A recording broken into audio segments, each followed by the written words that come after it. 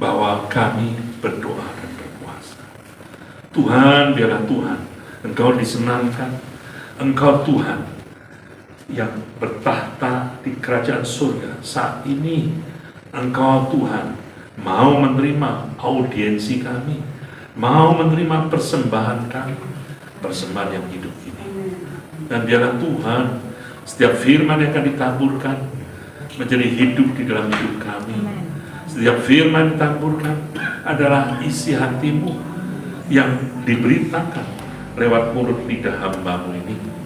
Tuhan, Kau yang beracara, Tuhan, Kau yang berbicara di tempat ini. Terima kasih, terima kasih. Dan terutama Tuhan, saya bersyukur, terima kasih. Kau antar Tuhan dalam keadaan hujan, dalam keadaan jalan yang baik, sehingga saya beserta istri saya boleh tiba di tempat ini dengan selamat sejahtera. Terima kasih. Saya sebagai hamba-Mu Tuhan hanyalah debu, hanyalah kain kotor. Itulah yang Yesaya katakan. Tetapi di atas debu dan kain kotor ini, Engkau yang layak akan menguduskannya. Debu di dalam prosesnya akan menjadi benda-benda indah, menjadi bahan bangunan, menjadi batu bata, menjadi atap rumah, semua berguna dari hal yang demikian kecil. Kain kotor yang Engkau daya gunakan menjadi berguna bagi kami semua. Biarlah Tuhan, saya boleh berguna untukmu Tuhan, menyampaikan isi hatimu saja. Terlebih Tuhan, setiap firman yang akan disampaikan, Engkau sendiri yang membukakan rahasia firman. Di dalam nama Tuhan kami, Yesus Kristus Tuhan kami yang hidup, kami akan berdoa. Haleluya. Amin. Shalom. Puji Tuhan.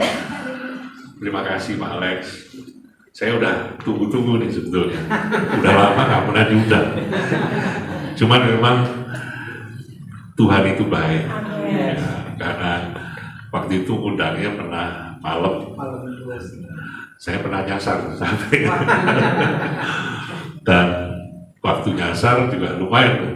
Sampai di Bogor aja hampir, yang harusnya cuma setengah jam, hampir 2 jam. Karena begitu lihat GPS itu ngikutin, ya kalau kita, sekarang saya belajar, lebih baik balik ke tempat yang sama. Waktu itu suruh sebaliknya, karena waktunya lebih cepat. Gak tahu masuk kampung-kampung. GPS pinter tapi tidak bijaksana. Nah saya percaya kita anak-anak Tuhan adalah anak-anak yang Tuhan tetapkan, tidak cuma pinter tapi kita bijaksana. Dalam perjalanan ke tempat ini saya tadi bersama istri mendengar di podcast yang saya rekam kesaksian seorang anak mafia, judulnya ya. Jadi beliau bercerita, saya punya orang tua yang sangat melegenda, melegenda baik di kasino, ya, melegenda di dalam penyelundupan. Bahkan beliau menyelundupkan mobil dan sebagainya, ya. Ada tokoh penyelundup atau mungkin jangan penyelundup ya, Robi Cahyadi. Ini rekan beliau kata. Ini anak yang cerita. Kalau dia bilang beliau ini hidup dalam kegelapan yang segelap-gelapnya. Kalau mau bicara tentang gelap, ya beliau ini. Tetapi beliau sekarang dipakai Tuhan, luar biasa. Bahkan dia katakan beliau ini pernah dipenjara di Nusa Kambangan 18 tahun. Dan itu zaman kira-kira 20-30 tahun lalu. Nggak seperti sekarang. Ya, kita dengarkan Tommy Soeharto di penjara Nusa Kambangan. Tapi yang berita-berita bawah tanah mengatakan pantesan ya tempat penyeberangan Nusa Kambangan banyak artis naik turun gitu. Nah kita kan bisa tahu lah, lu banyak segala macam peralatan-peralatan, dan memang Nusa Kambangan sampai sekarang pun tetap orang takut. Tapi kalau kita berbicara 20-30 tahun itu nggak biasa. Dia sudah cerita, papa saya sempat masuk tahanan politik, tahanan di bawah tanah 2 tahun di Budi Utomo. Tapi Tuhan selamatkan. Saya karena punya orang tua demikian, saya ini juga hidupnya hitam nih. Sejak SD saya tukang pala, SMA tukang pala juga. Tetapi itulah Tuhan kita. Tuhan kita adalah Tuhan yang ajaib, yang rencananya di luar nalar kita, tapi kejadiannya iya dan amin. Bapak Ibu mau tahu nggak siapa itu? Gembala sidang kita ini.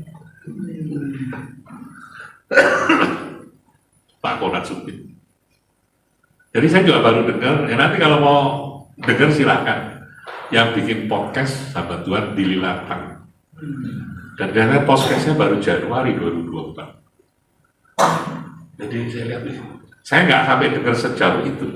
Tapi beliau pernah cerita, karena saya cukup dekat dengan beliau, Pak Yogi, saya itu pernah masuk penjara, tapi tidak pernah sampai saat ini statusnya sebagai tahanan. Saya juga nggak tahu maksudnya apa. Tetapi maksudnya kalau dia urusan kemana-mana, bukan, kan kalau tahanan biasanya ada catatan biru kan. Saya nggak tahu kenapa. Nah, salah seorang yang kenal beliau juga sama-sama pernah di Kuda Hitam dan akhirnya melayani, yaitu Pak Marika. Pak Marika pernah cerita saya, Pak Supit itu mentalnya luar biasa. Itu katanya sempat ya di satu, kan orang ya namanya kita nggak tahu lah apa, supaya ngaku atau apalah, itu ditetesin apa air berhari-hari. Kalau orang nggak kuat mental bisa. Tapi puji Tuhan, Tuhan pilih beliau untuk tetapkan beliau. Dari gelap dia menjadi terang bagi kita semua. Dan saya kenal beliau, tidak ada yang sempurna, ya. Beliau orang yang konsisten. Beliau orang yang sampai saat ini setahu saya nggak pernah mengucapkan kata-kata kotor, kata-kata yang baik. Padahal dari hal yang gelap. Makanya selalu kalau dia kesaksian, saya dicomberan. Nah, firman Tuhan pagi hari ini berkenaan dengan itu juga. Kamu adalah terang dunia. Kalau orang dari gelap demikian sekarang bisa menerangi orang-orang sekitar, seharusnya kita juga dimampukan. Bapak Ibu, kita harus bersyukur, berterima kasih bahwa Tuhan sudah pilih kita, bukan hanya diselamatkan, tapi juga kita menjadi anak-anak terang. Mari kita masuk ke dalam kebenaran firman Tuhan di dalam Matius 5 ayat 14 sampai ayat ke-16. Kamu adalah terang dunia. Kota yang terletak di atas gunung tidak mungkin tersembunyi. Lagi pula orang tidak menyalakan pelita lalu meletakkannya di bawah gantang, melainkan di atas kaki dia, sehingga menerangi semua orang di dalam rumah itu. Ayat 16, demikianlah hendaknya terangmu bercahaya di depan orang, supaya mereka melihat perbuatanmu yang baik dan menemukan dan memuliakan Bapamu yang di sorga. Amin. Diberkatilah kita semua yang telah mendengar firman kebenaran ini, menyimpan dalam hatinya, melakukan dalam hidupnya hari lepas hari. Tuhan Yesus memberkati. Yang pertama kita belajar sebagai anak-anak terang, sesungguhnya terang kita tidak boleh disembunyikan. Matius 5 ayat 14 mengatakan, kamu adalah terang dunia, kota yang terletak di atas gunung tidak mungkin tersembunyi. Kita ini adalah anak-anak terang, ya. Makanya jangan suka ke tempat yang gelap-gelap. Nggak ada itu naik klub yang terang-benerang ada. Karena orang kalau terang-benerang, jangan-jangan aku ketemu teman. Padahal kalau sudah masuk ya sama-sama dosa kok. Tapi tetap ada malunya. Tempat-tempat yang gelap, ya, itu selalu asosiasinya adalah hal-hal yang tidak baik. Bisnis gelap artinya apa? Yang jelas tidak mengikuti aturan, yang jelas selundupan dan sebagainya, itu masuk kepada kategori itu. Bapak Ibu ingatlah, kalau engkau adalah orang-orang yang terang, jangan sembunyikan identitasmu. Dulu saya merasa beban karena saya masih kerja di keadaan umum, keadaan pasar market ya. Orang kenal, Pak Yogi pendeta ya? Waduh, rasanya beban. Tapi lama-lama sekarang asal saya tidak menyalahgunakan, saya merasa itu sebagai satu tanggung jawab. Dan itu menjadi benteng kita. Ya. Memang di dalam kerja saya pernah sebagai pendeta ya, masuk ke keramat tunggal. Kenapa? Jualannya bir. Dan pada saat itu ya, kita salah satu ya, perusahaan tempat saya bekerja, salah satu pemegang saham di Agerbir. Zaman itu keramat tunggal bukan sekarang kan Islamic Center. Ya mau nggak mau gimana sih?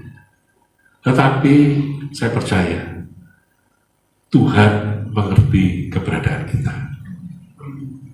Bapak Ibu ingatlah, identitasmu tidak perlu kau sembunyikan, karena banyak orang Kristen yang akan selalu dipertanyakan.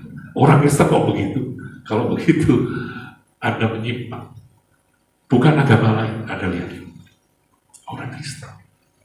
Tapi bersyukurlah, lewat hal tersebut, engkau akan menjaga keberadaan. Makanya Bapak Ibu, ya, kalau ada di restoran, kalau berdoa saja. Ya jangan teriak-teriak gitu ya. Jangan lama-lama, ya tahulah.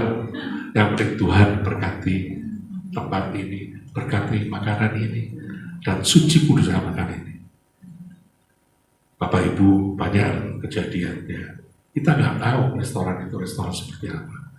Tapi oleh waktu kau berdoa, selain engkau tidak menyembunyikan identitas kekristenanmu, engkau juga akan dilindungi Tuhan. Berapa banyak kesaksian orang-orang yang akan tanda petik ya, mencelakai orang-orang Kristen lewat makanan, lewat minuman, dan digagalkan. Syaratnya Anda tidak boleh menolak Tuhan. Dengan cara apa? Berdoa seadanya. Bukankah firman Tuhan mengatakan kalau engkau tidak mengakui Tuhan di hadapan manusia, maka Tuhan pun tidak mengakuimu. Jangan-jangan waktu mau makan karena malu, wah udahlah, yang lain ini semua gak berdoa, sudah saya berdoa. Tahu-tahu pulang sakit perut, gak repot juga. Jadi Bapak Ibu, yang pertama kita belajar terang sebagai pengikut Kristus tidak perlu kita sembunyikan. Tapi juga sebaliknya, jangan lalu pakai salib gede-gede. Ya, itu akan menyinggung orang-orang yang lain. Yang paling sedih, ada artis-artis. Zaman saya, zamannya penyanyi Madonna, ya Pak Alex. Nggak tahu anak-anak zaman sekarang tahu kan? Ya penyanyi Madonna tahu kan? Itu kan pakai salib. Tapi pakaiannya terawang kiri kanan. Nah, ini repot juga gitu.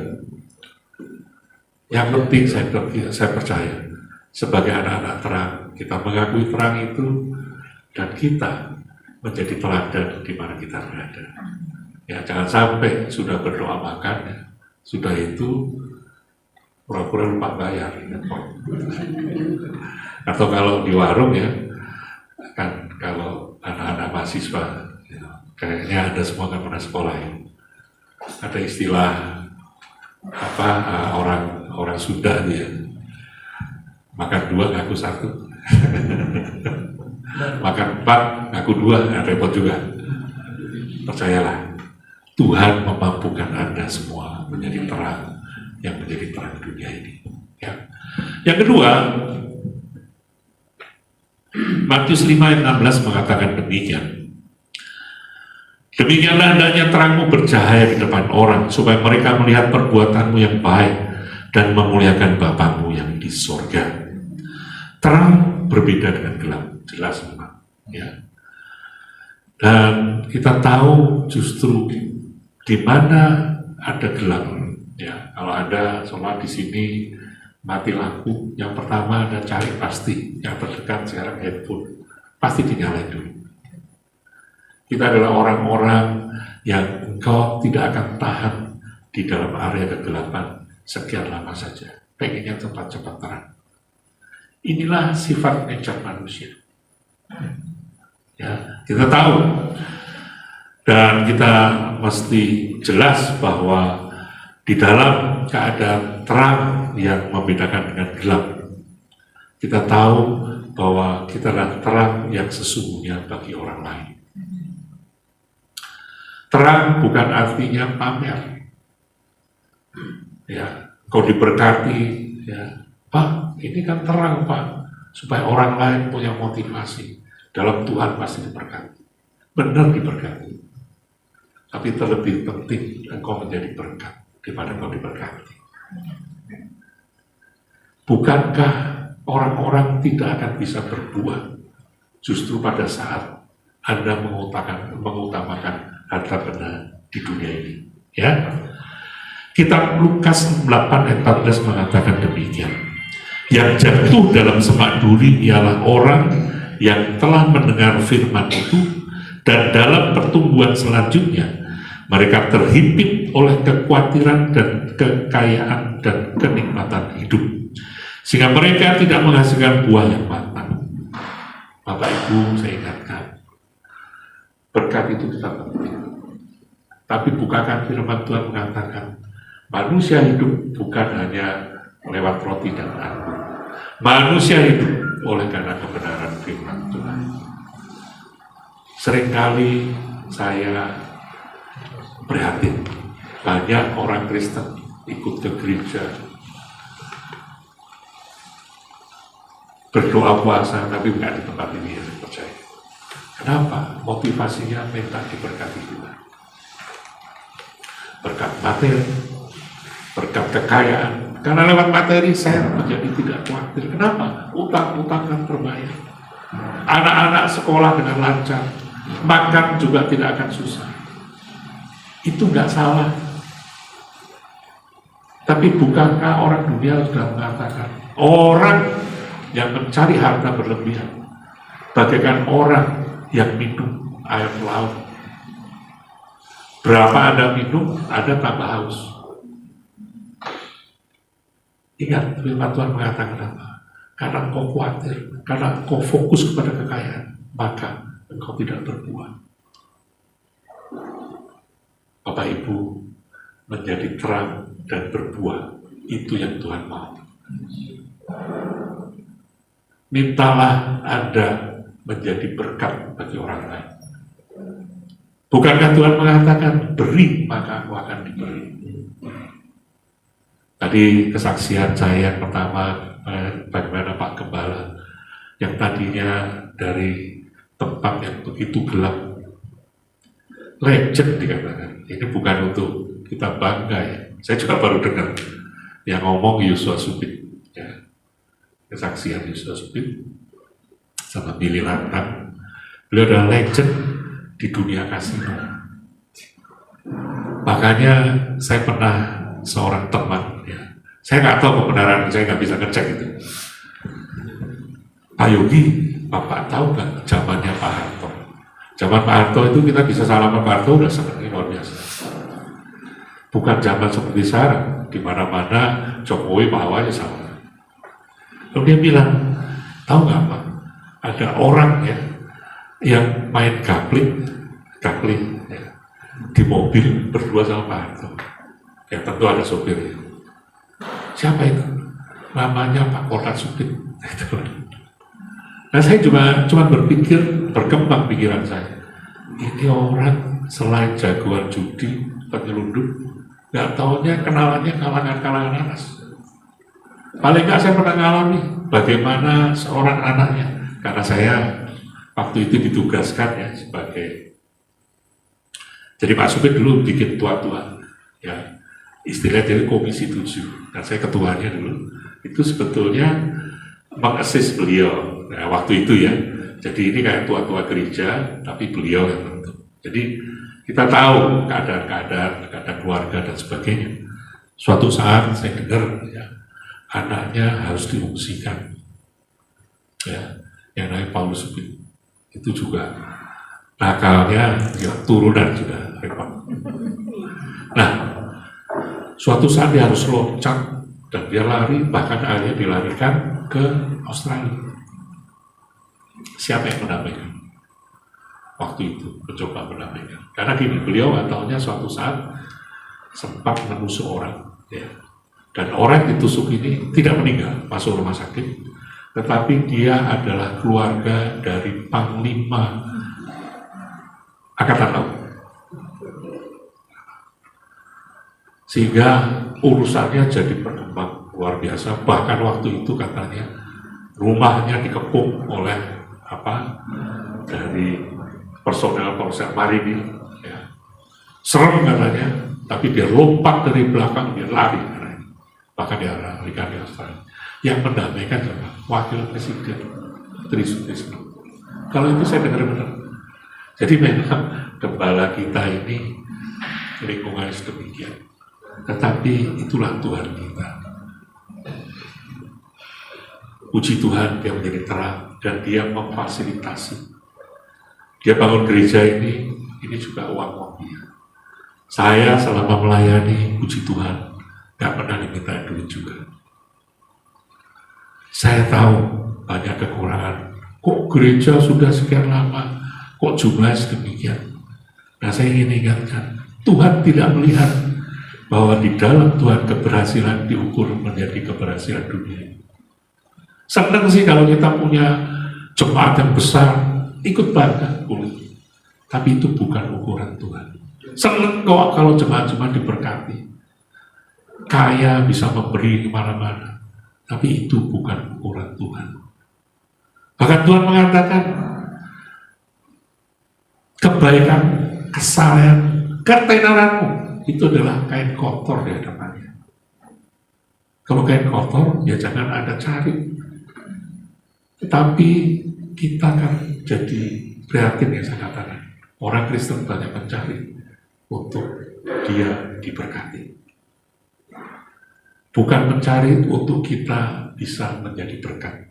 Itulah teladan Kristus, itulah terang dunia. Jadi Bapak Ibu, mudah-mudahan yang puasa di sini, mintalah Tuhan menjadi berkat. Boleh minta seumpama masalah proses selesai, boleh. Boleh minta masalah bahwa engkau sakit harus sembuh, boleh.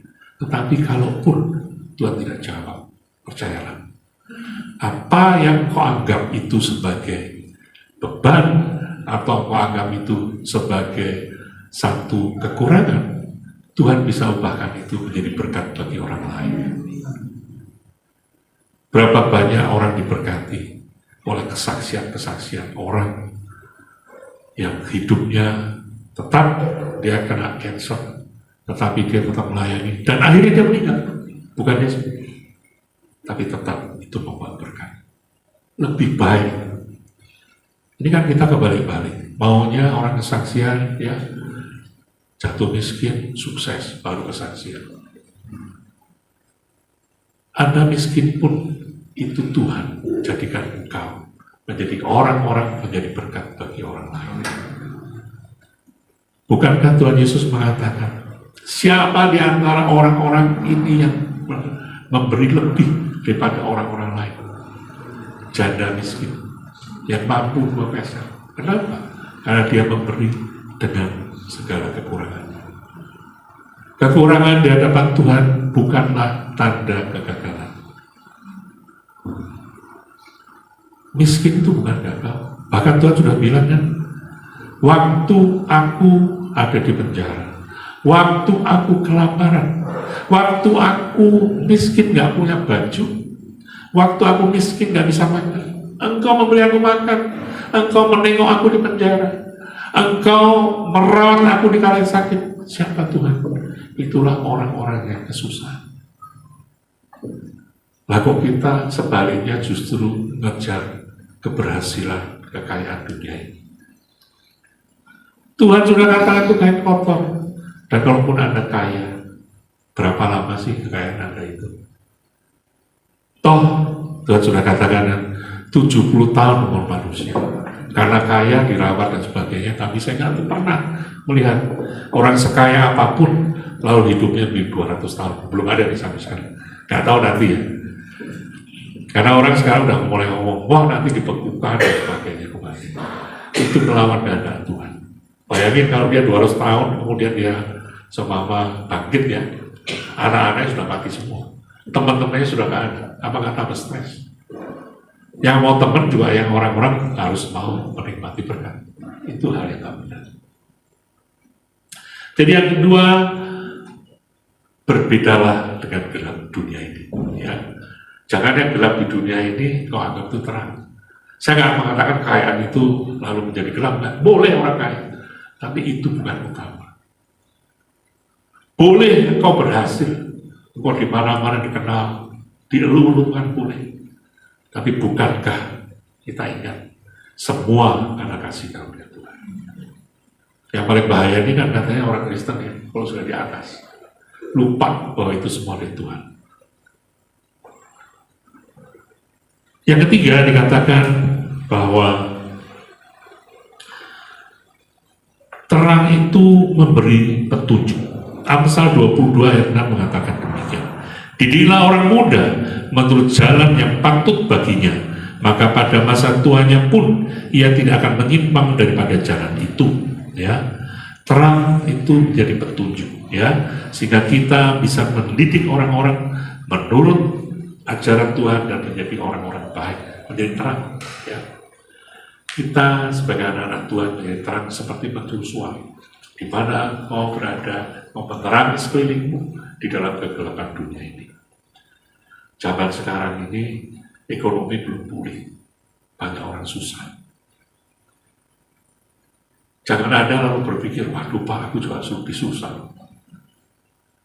Bukankah Ayub mengatakan ya, Ayub 3 ayat 25, karena yang kutakutkan itulah yang menimpa aku, dan yang kucemaskan itulah yang menarangi aku.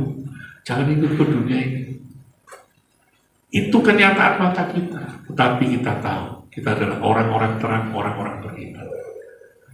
Kalau di kalangan orang susah lalu Anda mulai ngomong, bukan nggak boleh, boleh juga kita ngobrol ya, wah ekonomi sulit gini, tapi janganlah berlomba-lomba untuk menceritakan kesulitan. Saya lebih susah. Bagaimana fungsimu sebagai anak-anak Tuhan, sebagai mercusuar di mana kau berada? Tambah kacau.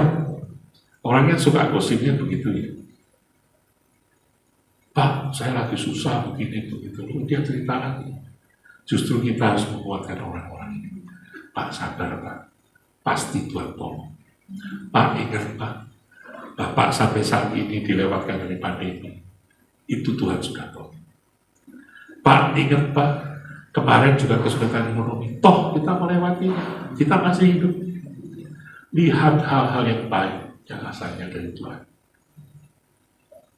Ingatlah, berkat Tuhan bukan menunjuk pada keberhasilan kekayaan, bukan menunjuk kepada keberhasilan pangkatmu naik, bukan menunjuk kepada sakit sembuh, bukan. Keberhasilan Tuhan ditunjukkan waktu engkau menjadi berkat bagi orang lain, waktu engkau menguatkan orang lain, waktu engkau berdoa puasa di tempat ini bukan untuk dirimu, untuk saudaramu, untuk lingkungan, untuk bangsa dan negara Indonesia. Menjadi mercusuar itu penting. Pak, saya kan lagi sakit, saya punya gaji. Boleh, Pak, saya puasa kan perlu menyenangkan Tuhan. Nah, ini salah kaprah lagi. Tuhan kita emangnya preman, perlu disenangkan. Tuhan kita perlu kita sogok. Tuhan kita adalah Tuhan yang sangat baik. Tanpa kau minta, Tuhan itu menyelamatkan dunia. Bukan menyelamatkan orang Kristen pengikutnya. Dia mati di kayu salib. Dia mengorbankan jiwanya untuk kita semua. Lihat, itulah kebaikan Tuhan.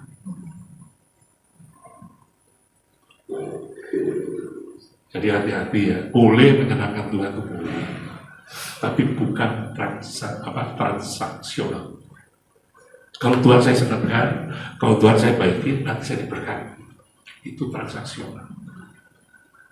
Kalau saya doa puasa, berkenan di hadapan Tuhan, sakit saya sembuh. Nanti kalau nggak sembuh, engkau ngomel sama Tuhan. Kalau engkau nggak sembuh, Tuhan aku udah lapar-lapar lu 3 hari, kok nggak sembuh sih Pak? Gimana sih Tuhan? Nggak tahu jawab. Katanya kalau kita doakan dan itu tidak terjawab atau tidak terjadi, maka kita perlu berdoa dan berpuasa. Apakah artinya demikian? Jangan transaksional. Belum dikatakan, ya. Matius 13 ayat 23. Yang ditaburkan di tanah yang baik ialah orang yang mendengar firman itu dan mengerti. Dan karena itu ia berbuah. Ada yang 100 kali lipat, ada yang 60 kali lipat, ada yang 30 kali lipat. Bu, Bapak sekalian, sadar nggak firman itu untuk apa? Untuk benih firman. Tapi sekarang sadar nggak untuk apa itu? Hamba-hamba Tuhan sudah mulai ngomong di mimbar. Kalau ada memberi 130 kali lipat, 100 juta maksudnya. Jangan 60 kali lipat, 100 kali lipat. Ini kan demikian sesat dan jahat. Mau ngomongin benih firman kok sekarang bergeser jadi berkat untuk kita. Dan itu di mimbar saya juga dengar. Sesungguhnya itu benih firman. Kalau engkau sungguh dan engkau mau menyerahkan hatimu sebagai tanah yang gembur, engkau mau menerima firman itu, maka firman akan bertumbuh. Itulah benih sesungguhnya. Apa yang terjadi dengan benih waktu Anda menanam benih satu untuk mangga? Keluarnya pakai satu mangga? Enggak kan?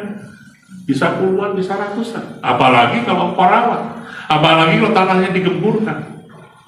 Berbuah dan berbuah. Itulah berkat firman di dalam hidupmu. Itulah benih kebenaran. Dan apa yang terjadi waktu firman bertumbuh, kau mengerti kebenaran. Dan kau bisa membagikan pada orang-orang lain untuk menikmati benih-benih kebenaran. Karena benih firman Tuhan itu hidup di dalam hidup kita. Yang terakhir dikatakan, terang mempengaruhi gelap, bukan sebaliknya. Yohanes 1 ayat 5 mengatakan, terang itu bercahaya di dalam kegelapan, dan kegelapan itu tidak menguasainya. Bapak Ibu, saya tahu arus dunia itu tidak mudah. Bahkan memang kecenderungan itu yang terjadi.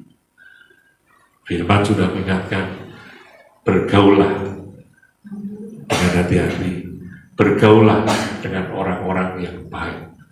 Karena lebih gampang hal-hal yang jahat, hal-hal yang tidak baik mempengaruhi orang-orang baik. Tapi ingat, sebagai anak-anak terang, kita tahu bahwa terang di dalam Tuhan yang ada dalam hidupmu. Kalau kau memegang dengan benar, kau tidak akan dipengaruhi kegelapan itu. Saya ingin bicara mengenai, kalau Bapak Ibu tahu cerita tentang anak bungsu yang hilang. Ya, tahu kan? Di mana anak bungsu itu minta harta sama bapaknya, ya, lalu dia foya-foya jalan-jalan sampai suatu saat dia bangkrut, dia makan makanan babi pas pagi. Dan itu pun ditolak. Akhirnya dia ingat, waduh, di tempatku, ya, pegawai-pegawai pun makannya lebih baik dari apa ini, lebih baik kembali. Ini namanya orang sadar. Tetapi ternyata bukan hanya anak bungsu itu yang hilang. Anak sulung juga hilang ya. Firman Tuhan mengatakan di dalam Lukas 15 ayat 29. Tetapi ia menjawab ayahnya, katanya, telah bertahun-tahun aku melayani Bapa, dan belum pernah aku melanggar perintah Bapa. Tetapi kepadaku belum pernah Bapa memberikan seekor anak kambing untuk bersukacita dengan sahabat-sahabatku. Kenapa saya bilang anak sulung ini juga hilang? Ternyata motivasinya, dia sudah hidup dengan bapaknya, gak pernah susah. Bukannya bersyukur, motivasi apa sih?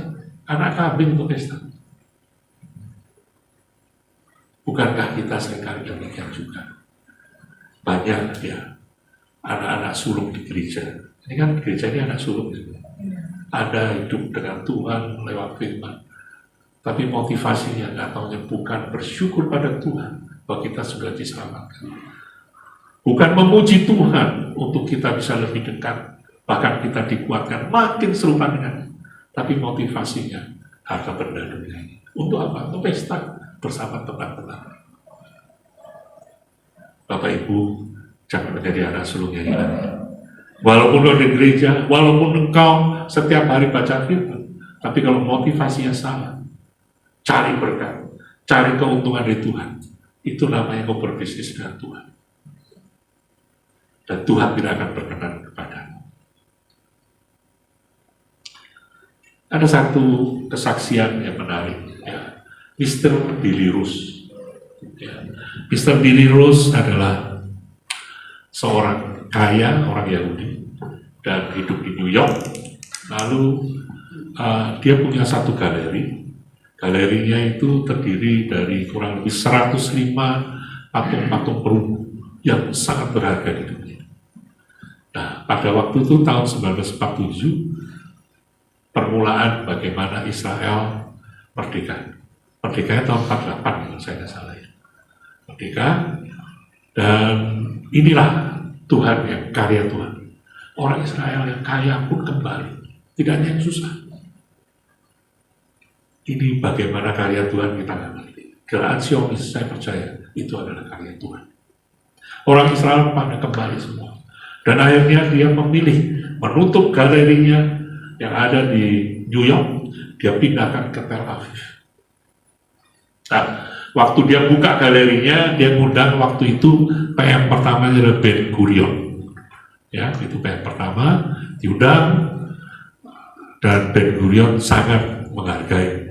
Karena gimana? Orang ini sudah hidup senang di sana, udah bagus, salah-salah konglomerat. Dia balik mau ke Tel Aviv karena apa? Meresponi panggilan dari Tuhan. Zionis, ya, ke Gunung Sion, kembali ke Gunung Sion. Jadi luar biasa mereka itu.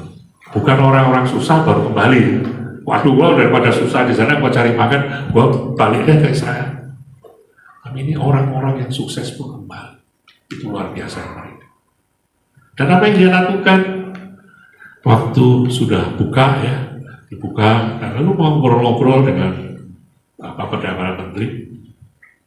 Perdana Menteri ini karena merasa sangat bersyukur, dia juga ingatkan, Mr. Billy, ingat ya, tempat kita ini belum aman. Kadang dari Gaza ada nyerang, ya, Tel Aviv dan sebagainya. Nah, kalau ada kejadian, tolong ingatkan saya. Saya akan kirimkan pasukan untuk menyelamatkan harta benda ini, pindahkan tempat lain, atau bahkan melindungi. Tahu ada reaksi dari Bill Rose. Dia menjadi terang bagi negaranya. Dia katakan, Mr. Prime Minister, saya lebih senang menjadi kontributor negara kami. Dengan cara apa? Kalau memang ada terjadi perang, jadikan patung-patung saya ini material-material untuk peluru. Silakan. Si PM-nya bingung, dia bilang, kan sayang dong, masih ada mau material? Enggak, silahkan. Kalaupun itu, kenapa Anda harus mengirim resources yang dibutuhkan untuk negara? Enggak usah. Bahkan kalau perlu itu jadi peluru, saya lebih senang. Saya lebih suka menjadi kontributor, menjadi terang daripada saya menjadi seorang kolektor. Bapak Ibu, kalaupun kau kaya, kalaupun engkau punya kuasa, kalaupun engkau sukses di dunia ini, jangan itu hanya menjadi koleksi untuk dunia ini. Tuhan akan tanya, engkau sudah saya kasih kekayaan, engkau sudah saya kasih kuasa, apa kau menjadi berkat bagi orang lain? Istri Billy Rose, dia menjadi contoh bagi negara. Dan itu bergulir. Anda lihat orang Israel, kenapa mereka sebagai negara kecil diserang kiri kanan. Selain saya percaya karena negara ini adalah bangsa Israel dan bangsa dengan Tuhan. Yang paling penting ada keseharian, ada saling peduli satu dengan lain. Bapak Ibu, saya percaya kau puasa ini, kau juga peduli satu dengan lain. Merendahkan diri di hadapan Tuhan, supaya bukan hanya pribadi yang diselamatkan, tapi kalau bisa lingkungan, kalau bisa gereja, kalau bisa kota, bahkan lebih lagi negara. Yang terakhir kesaksian dari Abdul Karim Jabar.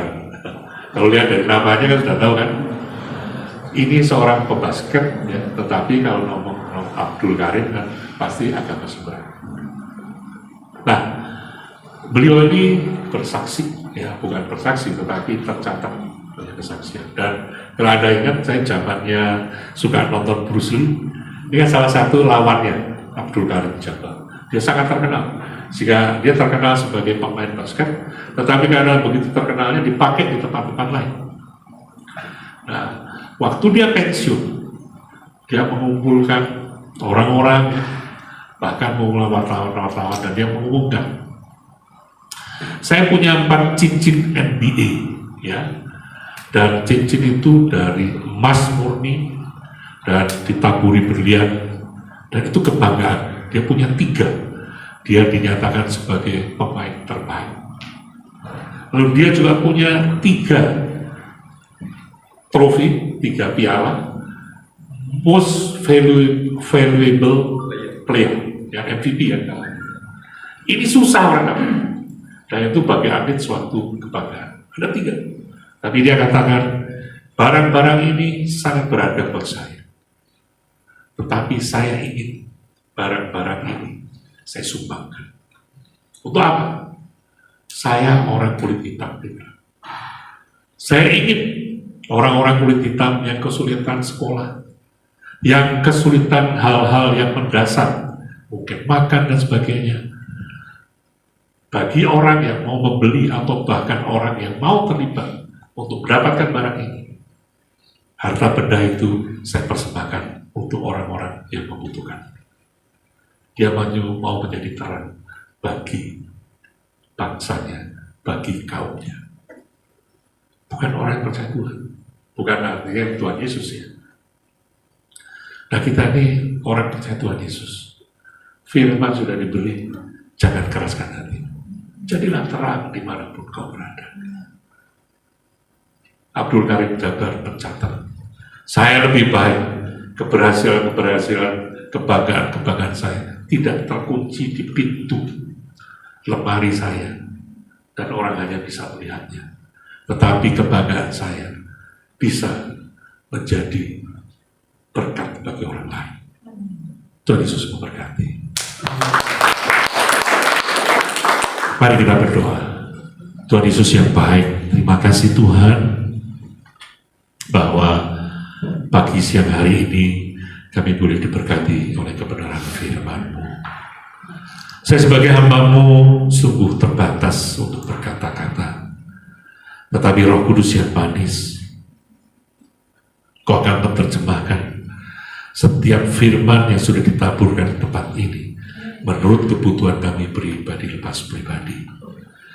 Firman ini hidup, sehingga firman ini akan menjawab setiap masalah persoalan, bagaimanapun berbedanya, bagaimanapun bervariasinya, sehingga yang sakit boleh disembuhkan oleh firman kebenaran, yang berbeban berat bebannya boleh diangkat oleh firman kebenaran ini, yang punya masalah persoalan persoalan-persoalanmu dijawab oleh firman ini. Dan engkau pribadi lepas pribadi yang sudah benar firman kebenaran ini akan pulang membawa berkas-berkas kemenangan. Karena firman Tuhan, iya dan amin. Firman Tuhan akan mengatasi dunia ini. Firman Tuhan akan memenangkan setiap masalah persoalanmu. Tuhan, saya berdoa untuk memberkati Pak Alexius sebagai koordinator di tempat ini, keluarga, pekerjaan, kelimbannya Engkau memberkati. Ibu Sally Serendong sebagai orang terlibat, bahkan seluruh pekerjaan di tempat ini, suami resik dan pemain musik, bahkan jemaat-jemaat yang hadir untuk mau mengikuti doa puasa itu. Berkat-Mu tidak pernah lalu dari mereka. Jerih payah mereka tidak pernah sia-sia. Jerih payah mereka tercatat di surga. Dan kau tidak memakannya. Bahkan ingatlah, itulah tabungan yang sesungguhnya. Tabungan itu nyata, tabungan itu tidak pernah lekang oleh waktu. Tabungan itu untuk kau persembahkan pada Tuhan bagi kemuliaan namanya. Di dalam nama Tuhan kami Yesus Kristus dan Tuhan, kami juga akan berpisah satu dengan lain. Kami jemput jemaat-jemaat yang hadir berdiri. Kita akan menerima berkat yang datang dari surga. Kekasih-kekasih Tuhan di tempat ini, arahkanlah hati jiwamu dan Tuhan. Angkat kedua tanganmu, tanda Engkau siap untuk diberkati. Diberkatilah setiap pribadimu, kesehatanmu, sukacita dan kesejahteraanmu ada di dalam berkat kasih Tuhan Yesus. Dan di dalam berkat kasih Tuhan, percayalah, Tuhan menjadikanmu setiap pribadi lepas pribadi menjadi pribadi yang berhasil. Keberhasilan lewat keberhasilan akan membangun naik, dan pada saat waktu Tuhan jadikan kau sebagai kepala. Si kepala adalah Tuhan dimuliakan. Si kepala adalah kau rendah hati. Si kepala ingatlah, semua terjadi karena kasih karunia Tuhan. Dan pada saat Maranatha nanti bersama-sama dengan orang kudus dan orang-orang kita kasih, tangan diangkat di awal-awal kemuliaan, bertemu muka dengan muka dengan Tuhan Yesus kasih jiwa kita. Dan pada saat itulah kita menerima mahkota kehidupan. Pada saat itulah kita sampai pada garis kemenangan itu. Nama Tuhan dimuliakan, nama Tuhan diagungkan, ditinggikan, bahkan menerima mahkota kehidupan dan bersama dengan Tuhan Yesus memerintah kerajaan 1000 tahun. Tuhan, terima kasih, kami terima janji berkat-Mu hanya di dalam nama Tuhan kami Yesus Kristus. Haleluya, amin. Tuhan Yesus memberkati. Puji Tuhan, terima kasih ibadah sudah selesai. Bapak Ibu sudah